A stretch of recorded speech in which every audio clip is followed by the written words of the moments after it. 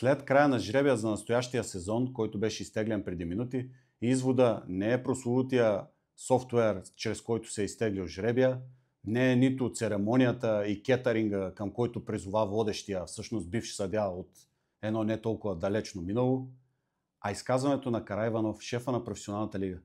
Колеги журналисти го попитаха какво мисли за двата мача на националния отбор и той, човека, в позицията си на какъв само един шеф на футбола ни заедно с Георги Иванов, той всъщност отговаря за провеждането на турнира за Купата на България, но винаги седи до Георги Иванов, т.е. ръководен орган, и като такъв поиска преди 3 месеца оставката на Илян Илиев с аргументи, че Илян Илиев нямал един ден работен, че Илян Илиев се е месел в съдийските наряди. Същия този човек каза за двата мача на националния отбор, че не ги е гледал, видиш ли, защото бил на планирана почивка в чужбина и нямал такава възможност.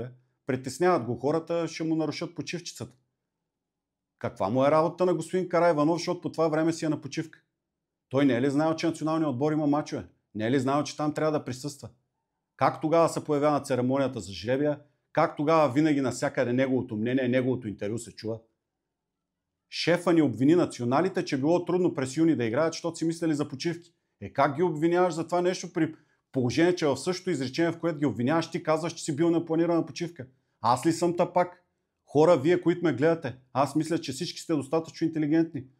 Как пък на никой от моите колеги журналисти, които го питаха това нещо и след това на тия в студиото, които си говорят за световното клубно паренство, видиш ли много важното нещо, не му направи впечатление, никой не го изкоментира. Дъно, тиня и блато, от което няма излизане.